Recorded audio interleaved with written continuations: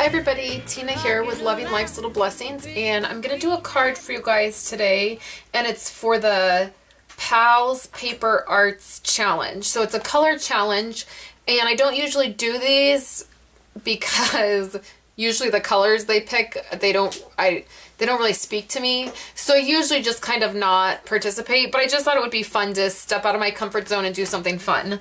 So I'm using this stamp set, which has come to Bethlehem. You guys have seen me use this stamp set a lot. It is really inexpensive. It's $14.95, and it has some really great Christmas sentiments on it, and that's one of the reasons that I got it. So I really love this one. This is in our regular annual catalog, and then this stamp set is called Evergreen. It's $18.95. It's in our holiday mini, which is you're only going to be able to purchase from that for a couple more weeks. But I really love the trees, and then this says Silent Night. And so the colors that is the challenge is Crumb Cake, Cherry Cobbler, and Always Artichoke. And I've never ever used Always Artichoke. So let's get started, and I'm going to make a card. So I've taken some Crumb Cake cardstock. I've cut it at 4 1/4, and then that's just giving me a standard A2 size card, and then I've embossed it just with some dots. So I'm going to take my Crumb Cake ink pad, and I'm going to go ahead and ink the edges of this and give it some color, some depth.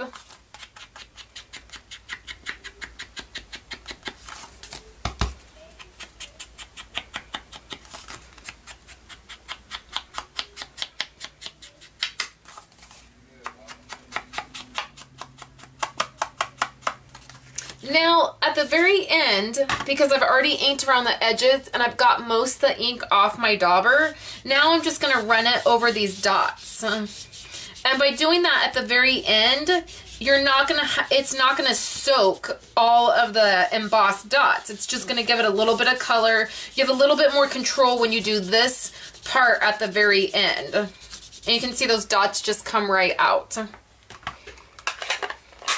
So next I have this Cherry Cobbler piece, and it is 2 3/4 by 4 1/2. Now I've embossed this part as well. It's sort of difficult to see. There you go. You can see a little bit of it right there.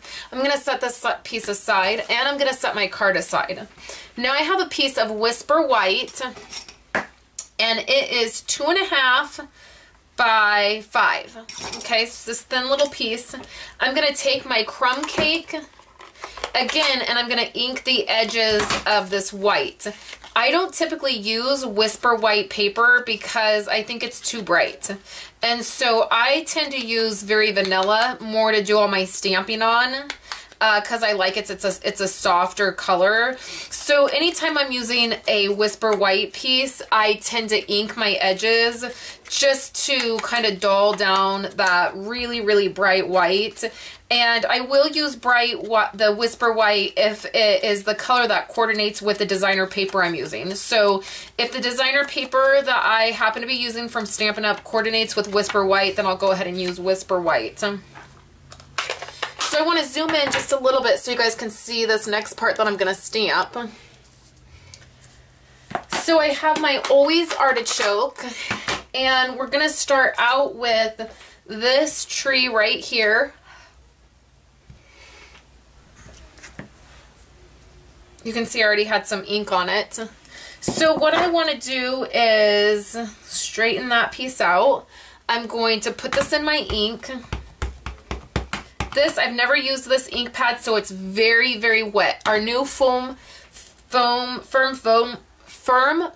pad inks, if it's brand new, sometimes it'll be very inky. And so you just want to be very careful. You don't want to smush your stamp down into it. You just want to set it on there lightly. And so you can see this is very, very inked up. And so what I'm going to do is I'm going to stamp off once. And you can see that I've done that up here. And then I'm going to stamp directly onto my Whisper White. And that's going to give me a much lighter version than if I were to just stamp immediately onto it. So then I'm going to take this next part, attach that to my block. Then I just have some Stays On black.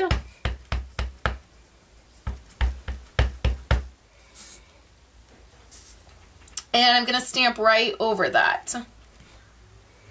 Just like that. Then I have the it just says Merry Christmas. I have the Merry Christmas from this stamp set. That sentiment right there that says Merry Christmas. I'm going to grab my Cherry Cobbler ink. Oh, look what I did. Okay, so I'll re-stamp it and then I'll come back. Okay, re-stamped it. So I just accidentally, when I set my stamp down, it still had ink on it, so it ruined this side. So I just redid it on the back, and you can just see I stamped down here Merry Christmas, and then I re-stamped my image. So the next thing I'm going to do is I have some Summer Starfruit yellow paper, and I have this little star punch, and this is in our holiday mini, and it's the punch pack. It has a Christmas tree and then an ornament. And I'm just going to punch a star and attach it to the very top of my tree using a glue dot. Just like that. And then we're just going to put the card together. So I can move my grid paper. My Cherry Cobbler, I'm going to use a really strong adhesive. I'm going to use my ATG gun. And I'm just going to, because this is embossed and it's going down on top of embossed paper, I'm going to go ahead and do all the edges of my red piece and then also all in the middle. So it's just going to be a lot of adhesive down. So this piece is going to go right here on the edge, sort of in the middle.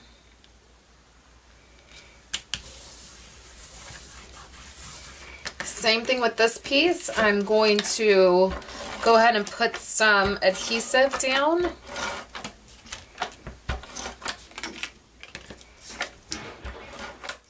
And then I'm going to put this piece on this side all the way over.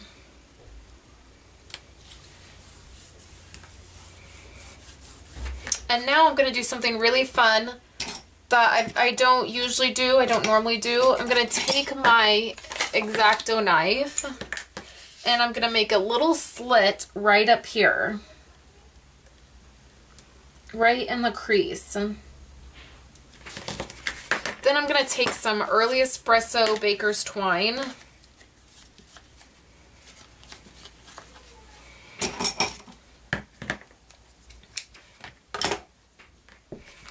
I'm going to feed this through a couple times.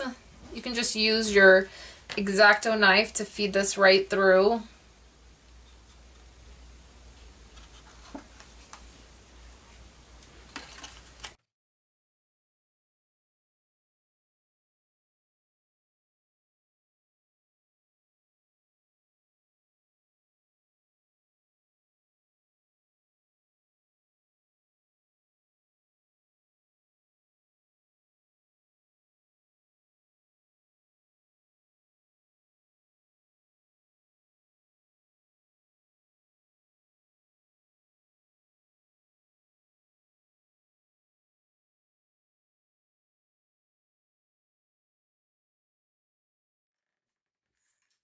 So there's the finished card. It takes a little bit of work to get this bow just quite right up there, but you just feed it through the hole a couple times and then tie that bow up there and it's worth it. So this is how the card came out, and I hope you guys enjoyed it, and I will talk to you later.